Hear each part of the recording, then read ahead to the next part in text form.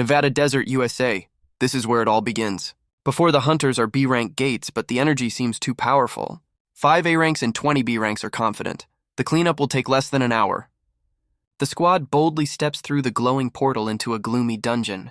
Suddenly, the group leader freezes, his face twisted in confusion. In the huge hall, they are met by only one figure. Could it really be a lone mage? A troubling premonition grips the commander. He orders everyone to stay alert. A sinister creature reaches its bony hand under its cloak, trying to grab something. The undead emits magical dust, preparing to unleash its power. The hunters recoil in horror, unable to withstand the sudden attack. The captain is furious. These were supposed to be B-rank gates, not A. Ahead are countless hordes of undead, their eyes burning with red fire. It's a trap! The commander orders all squads to prepare for battle. The hunters engage in a desperate fight, magic and steel crashing down on the skeletons. The squad's powerful tank crushes the undead with a golden strike. The mage unleashes fiery spells, incinerating the bone warriors. Damn, there are too many. The commander barely holds back the onslaught. The commander's face is tense. He notices something even more terrible. The hunters freeze in horror. A sinister purple aura grows in the hall. The gate rank rises to S-class. A giant bone demon rises before them. The commander shouts in despair, "All squads, retreat!" Director Smith of the U.S. Hunters Bureau is furious. What the hell is going on there? The operator reports heavy losses. Hundreds of dead burst out of the gates, sweeping away forces at the entrance. The director's face distorts in horror. The dungeon breach is confirmed. It can't be. Meanwhile, the action shifts to Narita Airport, Japan. Head of the Japanese Hunters Bureau, Eda Akihiko, states, "Request for Hunter Shoto. Unfortunately, that is impossible." The American delegation led by Director Smith is stunned by this response. Director Smith is outraged. "We arrived by order of the U.S. President. The situation is critical." Akihiko is adamant. "And you refuse us within 30 seconds? Do you understand what you're doing? This is Japan." The head of the Japanese Bureau coldly clarifies, "The emergency visit was authorized by our government, not your president." Akihiko places a document on the table. "Still, if you are ready to reconsider, we can resume discussions." Director Smith is puzzled. Isn't this the information exchange agreement on the gates signed 3 months ago? The head of the Japanese Bureau smiles reservedly. "Yes." Akihiko darkens, confirming, "I remember it well." He points to clauses. "What is this? You ignore our demands and distort the terms in your favor." Director Smith smirks slyly, his scheme revealed. Akihiko stands decisively. "That's all from our side. If there's nothing to discuss, we are leaving." Smith is stunned. "If you're in such a hurry, we will arrange your prompt return." What? The Japanese delegation leaves. Americans panic. Are they really just going to leave? We can't return empty-handed. Director Smith jumps up, reaching out. Wait! Akihiko glances back with a barely noticeable smile. His plan worked. Meanwhile, on the outskirts of the desert, a temporary camp of American forces is set up. It is reported that an undead army attacked Las Vegas, turning victims into their own kind, and is moving onward. Larry, master of the Bullion Guild, calls to stop the necromancer at any cost before he gathers even more troops. The hunters listen with determination, ready to fight for their families and America. Larry is about to outline the operation details but is interrupted by a familiar voice. It's Director Smith. The guildmaster greets Smith, saying they were just about to discuss the plan. Director Smith addresses those gathered. "We have finally managed to bring Shoto here." The crowd comes alive. The hunters whisper. "Shoto? Does he really exist?" Another skeptically adds, "Even if he does, he's probably nothing special." Smith, holding a sheet of paper, announces, "The situation is critical. Named ones, prepare for immediate boarding." The roll call begins. The director announces, "These 7 will join Hunter Ono." The hunter is shocked. "Only 7?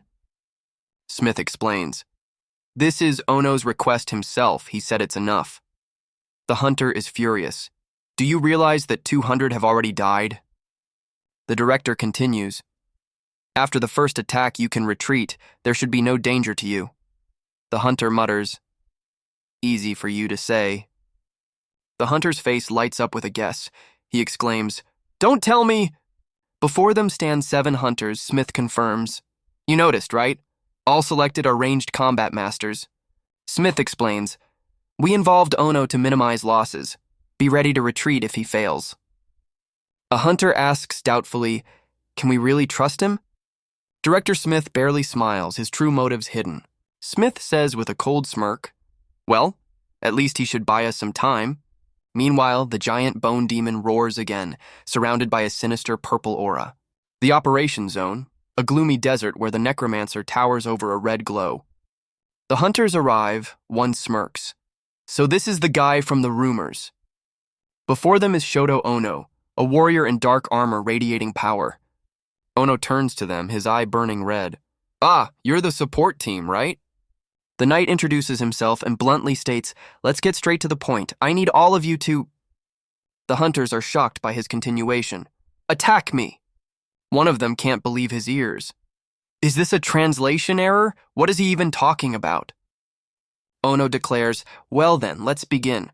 A hunter explodes, "Are you kidding? We came here to die!" A hunter shouts at Ono's back, "If this is a game to you, go back to your country." The knight turns, his gaze cold. "Yes, exactly that." Ono demands, "Attack me as if you want to kill." The hunter is horrified. Ono radiates power, the hunters look tiny against him, one shouts, "Hey!" His feet slam into the ground with force, raising dust and energy. Suddenly, Ono faces an advancing horde of skeletons. Skeletons with burning eyes approach, and above them appears a dark portal and a bone dragon. A powerful purple energy beam bursts from the dragon's mouth, heading toward Ono. Ono instantly raises a shining golden shield before him. The shield fully forms, the inscription reads, "Sacred Barrier, bathing everything in golden light." The purple beam crashes into the barrier, causing a powerful energy explosion. The support team watches in shock from afar. "It can't be!" The hunters are horrified. The dragon's attack melted the ground, but Ono easily deflected it. The golden barrier shatters into thousands of shards around the warrior. Particles of sacred energy fall from his armored glove. Suddenly, the knight's body is enveloped in new, shining, sacred armor. His eyes under the helmet flare with a frightening purple light. Above him condenses a huge sphere of energy resembling a burning heart. This is the pulse of hatred, the source of his incredible power. The undead horde with scarlet eyes freezes, sensing this colossal force. Skeletons from all sides rush toward Ono, drawn by his aura. The knight in dark armor again demands from the stunned hunters, "Attack me!" The leader of the archers shouts, "Full attack! Target! Shoto Ono!" The hunters hesitate. Will he really be okay? Our power can't compare to the dragon's breath. Multicolored streams of energy surge toward the target. This is their chance. A powerful explosion consumes everything around. Skeletons scatter with screams. A dazzling flash and debris, the result of their combined attack. The smoke clears, and a vague silhouette is visible at the center of the explosion.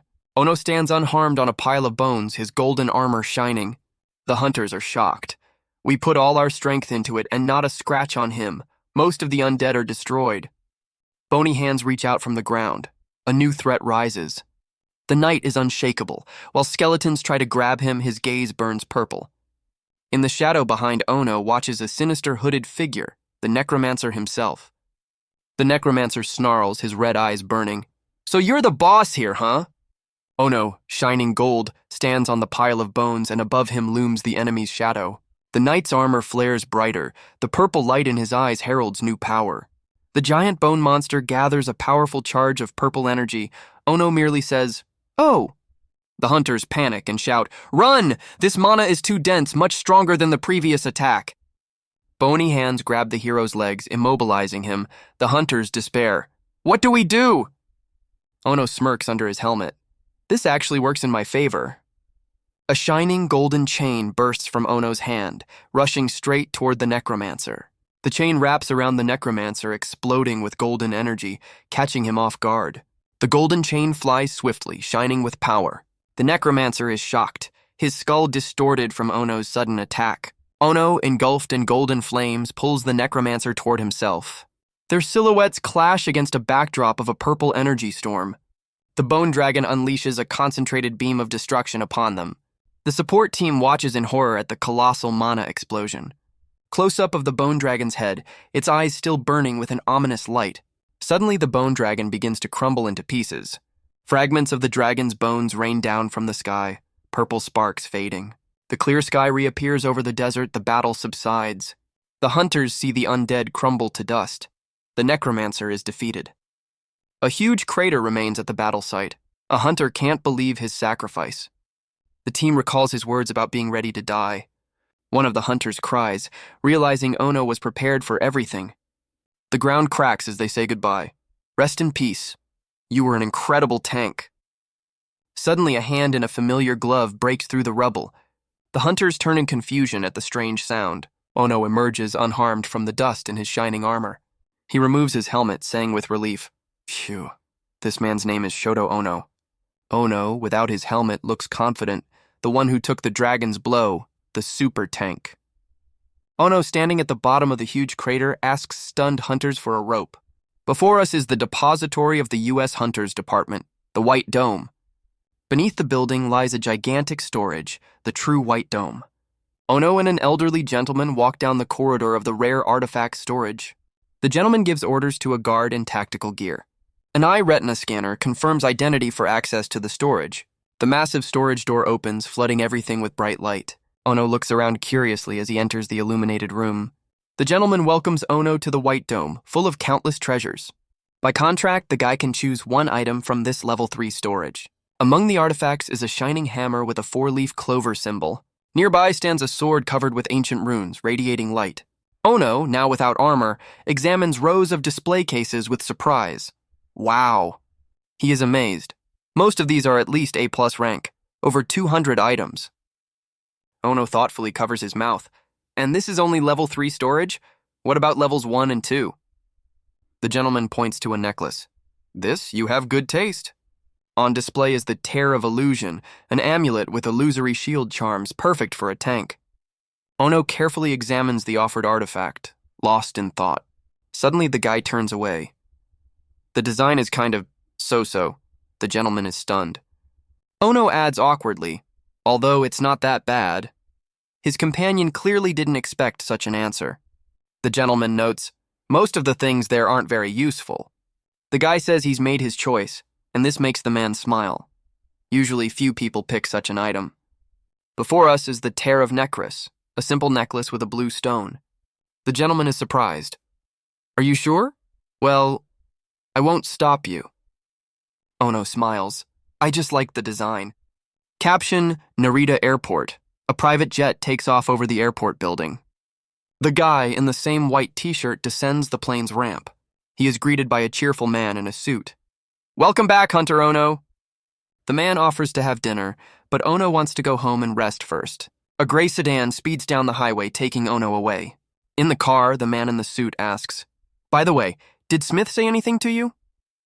Ono hands him a document. He gave me this. The man reads in shock. Application for special naturalization? That sly raccoon Smith is always up to something. Ono calmly answers the question about submitting the application. No, unfortunately, they don't allow dual citizenship. The director laughs. Ha, that's exactly the kind of person I noticed, but look at the section below. The document lists benefits, housing, taxes, access to gates, and a huge support fund. The director reads on in amazement. A second-rank treasure from the White Dome's vault? Ono, arms crossed, asks the stunned director. Well, what do you think? The director declares decisively, all right, as director of the Japanese Hunters Bureau, I will grant access to our vault. First rank, adds the director, but Ono doubts. Do we even have ranks in our vault? The director admits, there are only about 20 items there. The director in despair, I donated half of those things myself. He begs Ono, crying, people already complain about your privileges.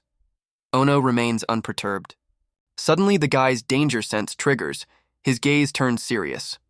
The hero looks out onto the road. The driver panics, trying to brake. A truck is rushing straight at them. The driver shouts, Truck! The truck driver is panicking. A collision is inevitable. Ono, surrounded by a golden aura, jumps out of the car a moment before impact. A shining chain flies from his hand, the finger chain. The chain wraps around the truck driver, pulling him out of the cab at the moment of the crash. The terrified truck driver, entangled in chains, screams in fear. Ono easily holds the rescued truck driver in his arms. The hero sternly asks the driver if he nodded off at the wheel, advising him to be more careful.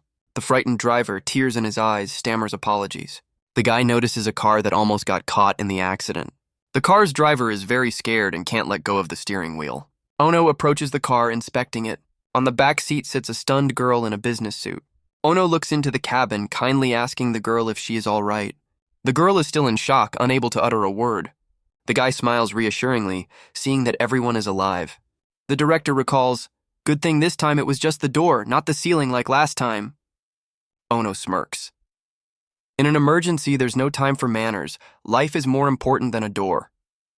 The director tries to return to the conversation about the vault, but Ono pretends not to hear because of the wind. The camera shows a secluded, uninhabited island somewhere off the coast of Japan. The hero gets off a boat, thanking Takeo-san for giving him a ride despite being busy. Takeo-san hands over a package. "This is homemade kimchi since you're always eating noodles." Ono is genuinely happy. "Oh, thank you, very timely." Takeo-san watches the departing guy, calling him Shoya. Takeo-san shouts from the boat after him, "If things get tough, with cleaning, drinking, or just needing to be alone, call me, I'll come." The man looks anxiously at the receding Ono. "If you weren't here, The guy turns and says, "It's okay, you're my friend, right?" Takeo-san quietly confirms with a shadow of sadness on his face. "Yes." Takeo-san waves goodbye to Ono as he walks deeper into the island. Sun rays break through the dense foliage of the island's trees. Ono approaches a small wooden house nestled among the greenery. Entering inside, the hero wearily leans against the wall, still holding the package of kimchi. Opening a cupboard, he sees shelves filled exclusively with instant noodles. On another shelf, a collection of Video Man discs and a Red Ranger figurine. Before us is a steaming cup of ramen with egg and kimchi, below the inscription, "Hero of the Earth." A bright shot. The Video Man team poses against a powerful explosion. Ono, eating noodles, watches the Video Man show on TV where villains threaten the world. On screen, the Red Ranger of Video Man delivers a crushing kick to a monster mid-jump. The scene shifts to a kindergarten where young Shoya once watched the same series. A crowd of children glued to the screen loudly cheers for their idol. "Video Man, you can do it!" Little Ono with burning eyes shouts, "Go, Video Man, defeat the Devil Kingdom!" The defeated monster on screen growls, promising to return and conquer Earth. The Red Ranger firmly tells the villain, "It's useless, no matter how many times you come." As in childhood, the hero repeats the phrase from the series, "We will protect the Earth no matter what it takes." Ono leans back with a smile. A masterpiece. Video Man never gets old no matter how many times you watch. He thoughtfully looks at the darkened screen, lost in his thoughts.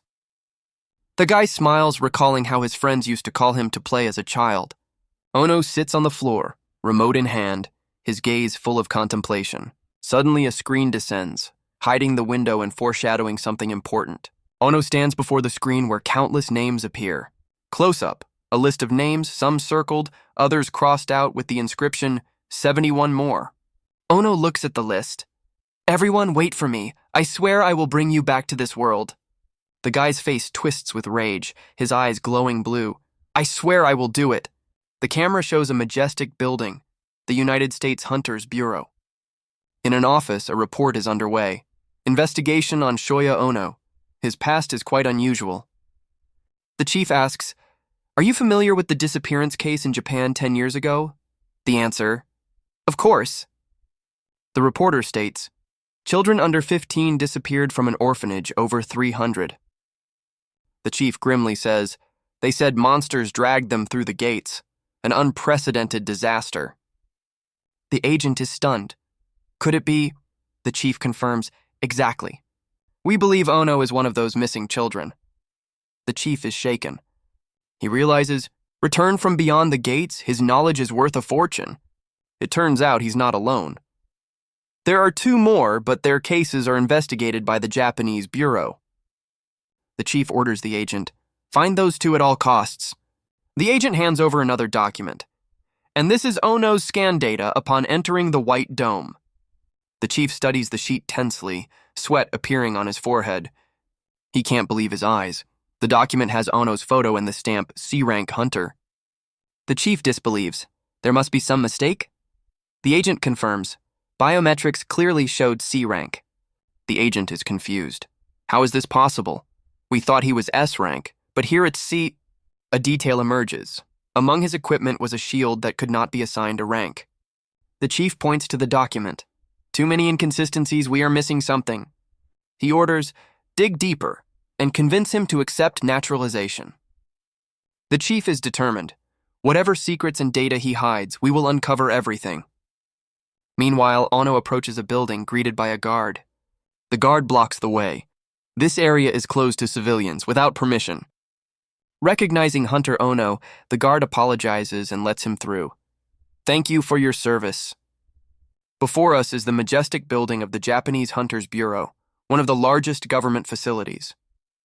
Now the Hunters Bureau yields to influential private guilds sponsored by politicians.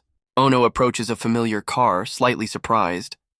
He recognizes the director's old car and smirks. Still in this junker? Ono recalls that this car was old even 3 years ago. Inside the car, Ono sits next to the director. Both look tense. Suddenly, the director orders Ono, "Get out!" The guy is puzzled. They are standing in the parking lot and the man says to the guy, "You are free." The guy is confused. Weren't we going to the research center? The director in the car, with a determined look, thinks, my convictions won't allow this. The man continues, every citizen deserves protection and you are no exception. The director smiles and declares that he is ready to bear this burden for his beliefs. He hands Ono a stack of money. Now you choose your own path. The hero looks at the bills and the director apologizes for the harsh interrogations. He smiles encouragingly. If you need help, just ask. Nowadays, the director's face breaks into a wide smile. Welcome, our savior. Ono looks at him with obvious fear and bewilderment. The director hands Ono a list. These are treasures from the White Dome. I picked the most notable ones. Ono has a bad feeling, tries to leave, but the director stops him. I have important news. They sit in the office and the director asks, remember the girl you saved from the truck? The director excitedly announces, well, that girl is Aiko Hashiba's daughter from the 9 Stars group. The director explains, Aiko Hashiba is the Iron Empress, head of the 9 Stars group. Ono looks at the director impassively. So what? The director smirks slyly, clearly scheming something. Suddenly, the director grabs Ono, shouting, help me, AA! Ono is shocked. It turns out Aiko donated 1 billion yen to the Bureau, and the director pressures Ono. Just accept it. The director with a crafty smile. She wants to thank you personally. I said you are our regular staff member. Ono is irritated. I clearly said I don't want to be tied to this place. Ono sighs heavily, looking at the director reproachfully. The director gives up. All right, I just wanted to grab a piece of your fame. Our budget gets cut every year. He pleads with Ono, I want to give my people better equipment, have mercy on me. Ono thoughtfully, well, most of the budget still goes to me anyway. The director theatrically sobs, unable to hold back his emotions. The guy agrees. All right, let's finish this. I can do it right now if you want. The director immediately dials a number. Then I'll contact the 9 Stars group. A sudden alarm interrupts their conversation. Both become alert. Ono looks at the phone. Requesting emergency support at the gates? Looks like the Hashiba matter will have to wait. The chief secretary enters and asks the guy, you confirmed the request, right? He answers, yes. The secretary reports, the helicopter is already dispatched. Ono decisively, I'm heading out. Before us is the Haneda Logistics Center, the site of a new incident. By the helicopter, Ono asks, was this under the jurisdiction of the Black Skies Guild? The agent reports, things are boiling over there, plus Hana Mizukami is in the second team. A card appears with the name Hana Mizukami. She is not only beautiful, but also an S-rank fire mage, fearlessly entering the gates. The agent is worried. If she is there and still hasn't returned, it's bad. The gate's rank has been raised to A. He continues. Black Skies Guild insists everything is under control, but their elite is delayed. Suddenly, Ono and the agent freeze, sensing a powerful surge of energy. Before them are unstable, pulsating gates. It can't be. The gates are about to... The agent shouts, they are on the verge of collapse, act immediately. But they are interrupted by a stern voice. A guild guard blocks their way. Restricted area, leave before anyone gets hurt. He is adamant. This is a Black Skies operation, get out, our elite is already on the way. The agent shouts, "The gates are unstable! Will you let people die for the guild's reputation?" The guild guard grabs the agent by the collar. "So what?" The guard sneers maliciously. "You think the Bureau will change anything? You won't go in there to fight, will you?" He calls them leeches, but the agent counters, "In a critical situation, the Bureau has the right to give orders." The agent firmly states, "Given the risk of a breach, the Bureau is obliged to intervene." Suddenly, someone's hand intercepts the guard's hand. "You heard him, didn't you?" Ono calmly looks at the stunned guard. "Got a problem? File an official complaint." The guard writhes in pain. Ono squeezes his hand. "Civilized people settle everything with papers, not fists." Ono and the agent pass by. The agent whispers, "I'll cover the compensation from the guild." The defeated guard just grits his teeth angrily, watching them leave. The guard is furious. "What the hell is this?" Purple energy flares up behind Ono. The guy, clad in armor and smiling, says he will save everyone inside the gates. Seriously, 2/3 of the team are rookies? Hana Mizukami walks with the squad. Are we underestimating these B-rank gates? She looks at the squad leader. "We have an S-rank mage. Everything will be fine." Squad leader, "Stop complaining. That's how big guilds operate." The man smiles, saying, "If something goes wrong, we just retreat." The squad leader smirks. "Even if there's a breach, we'll win." Hana looks at the leader. "You hate these talks, don't you?" The girl objects to the leader. "We're not a charity, leader." Suddenly, one of the fighters shouts, "There!" The others turn around in horror. Before them are dark priests. The leader guesses. The one in purple is the boss. The leader snickers. "They're casting spells. It won't be easy, but we'll manage." The chief priest strikes his staff forcefully on the ground. Hana and her companions sharply turn around, sensing danger. Hana shouts, "What the hell? Something's wrong! Everyone prepare for battle!" The ground beneath the squad begins to crack and glow from within. A giant stone fist bursts from the ground, catching the squad off guard. Hana and the leader scream in horror, "T-Temple Golem?" The leader in horror, "What the hell is that doing in a B-rank dungeon?" Hana immediately attacks, releasing a fire projectile. The flame hits the stone giant right in the chest. Hana, wounded but fierce, yells at the monster. She unleashes a barrage of fiery strikes on the golem. The golem roars, smoke billowing from its pierced chest. Hana concentrates magic, creating a powerful spell. She shouts in rage, "Just die already, you giant!" A massive explosion of fire engulfs the stone colossus. Hana breathes heavily, her clothes torn, but the golem is defeated. Hana breathes heavily, her face bloodied and bruised, but her gaze is full of fury. She looks around and realizes with horror, "It can't be. Everyone except me is destroyed?" Suddenly, her eyes flare with an ominous purple light. Her body stiffens. A powerful stream of dark energy lifts Hana. She screams in pain and surprise. She is thrown back, falling among debris, priests watching. Hana struggles to lift her head, gritting her teeth from pain and helplessness. Before her stands a dark priest. Hana whispers, "All mana went to the golem, no strength left." The chief priest hovers above the ground, radiating a dark aura. The priests raise their hands, creating a huge sphere of destructive energy. Hana realizes, this is the end. Hana watches the approaching attack, despair and defiance in her eyes. The sphere of dark energy from the priests explodes, threatening to destroy everything around. Hana, wounded, looks up in confusion. The attack didn't hit her? Before her appears a figure in shining armor who blocked the strike. Hana asks her savior who he is. He calmly tells her to relax. Suddenly, golden chains wrap around the girl. She screams in surprise. The guy grabbing her with a chain says, "I'm sending you outside." The chain runs through the entire cave to the exit. The guy turns to the priests in fury, his eyes blazing. Ono waits. The girl reaches the exit and the chain disappears. The hero clenches his fist, ready for battle. Well then. The dark priest forms a sphere of destructive magic again. The priests combine their powers, creating multiple dark spheres. Dozens of purple projectiles rain down on Ono. The guy's eyes flare up as he notices a new threat. The chief priest summons a giant spectral serpent. The huge serpent attacks, its fangs ready to sink into the hero. Ono responds with a powerful golden strike right into the serpent's mouth. One of the priests is horrified. The serpent's attack didn't work? The unharmed hero addresses the priest. "Nice staff you have." Outside the gates, the crowd panics. Someone is still fighting in there. They try to hold Hana back, but she struggles to return. Every second counts. A man tries to calm Hana. Quiet, everyone's watching us, even the press. Hana, engulfed in flames, pushes away those trying to hold her. What now? The girl's face is bloodied, her eyes burning with rage. Step back if you don't want to get burned. The men retreat in fear before her fiery determination. Ignoring everyone, Hana resolutely steps back into the gates. At the gates, she freezes, stunned by what she sees. Ono stands before her, the gates behind him cleared. The gates are secured. Hana is shocked. He did it alone? How?